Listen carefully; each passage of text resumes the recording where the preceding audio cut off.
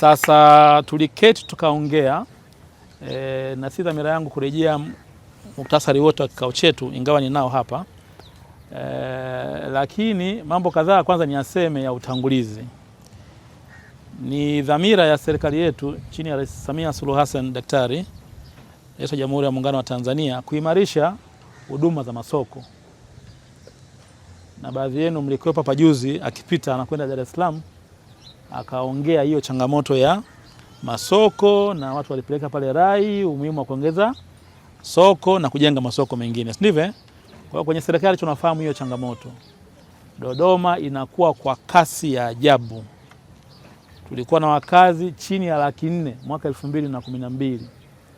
Baada ya tamko la ujio wa serikali mwaka 2018 na 19, leo sensa mwaka 2022 ni wakazi 1,798,000 mjini peke yake. Mkoa mzima almost 385,000. Kwa ongezeko la 3.4 kwa mwaka tunakaribia 1,100,000 na 1,200,000 hivi kwa sasa mjini peke yake.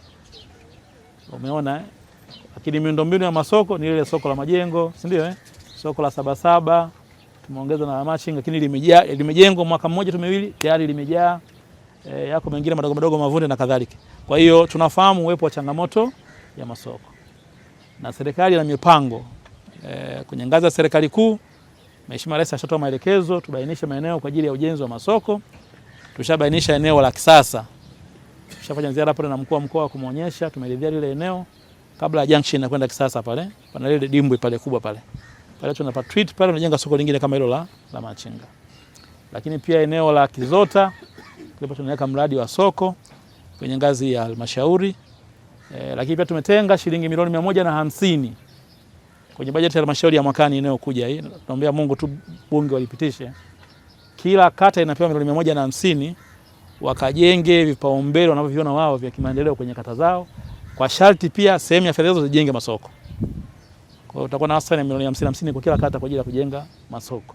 Kwa hiyo ni changamoto tunayoifahamu na kusema kweli inafanyiwa kazi.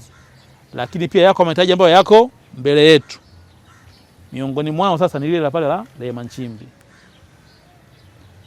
Na nifuata vizuri sasa tulikuwa na taarifa kama pale mlipewa, mlikabidhiwa, kulikuwa na maneno mengi. Lakini nikasema viongozi wafanye kazi kwa pamoja na wataalamu kujiridhisha usahihi ni nini. Na kwa hiyo ndio maana baada ya kujiridhisha bunge wanafanya upanuzi wa shughuli za bunge pale kwa kujenga miradi mingine ya kisasa ya kuongeza hadhi ya bunge na hadhi ya Dodoma, na kwa maslaha ya umma mkalazimika pale mpapishe. Kwa hiyo tukajadiliana na tukasema katika mazingira hayo tushirikiane kwa pamoja, nyinyi watu wafanya biashara wenyewe na sisi kwenye halmashauri tutafute sehemu nzuri ya kuwapeleka mkafanye biashara. Na nyinyi mnafahamu yako baadhi ya maeneo mazoezi kama haya yamefanyika ya kuwatoa watu katika maeneo yenye changamoto kuweka kwenye sehemu ya nini ya biashara, lakini ikawa haina mvuto, si ndio? Haina mvuto, hakuna mzunguko mkubwa wa watu, hapafikiki, pengine hakuna daladala zinazopita, hakuna vyoo, hakuna nini. Kwa hiyo tukasema tusirejee makosa hayo katika maeneo mengine. Na sisi hapa Dodoma tuna mfano mzuri. Tulikuwa na Machinga zaidi ya 3,000 hapa wakiwa wamekaa maeneo yote ya mji huu. Lakini tulishirikiana na viongozi wa Machinga kwa kusikilizana kama hivi, kwa kukaa tunaongea kirafiki wala sio kiugomvi, kwa kuleta hoja sio jazba. Unaweka hoja mezani tunaijadili, ina msingi, sijali inatoka wapi. Itoke kwa halmashauri ama itoke kwenu, mradi ina msingi. Mradi haivunji sheria. Mradi inajali utu. Mradi itawaleteeni tija kwenye kazi zenu. Sisi tutaikubali. Kwa hiyo tukafanya hivyo, leo unaona wamekaa pale. Pako nini? Raha mstarehe.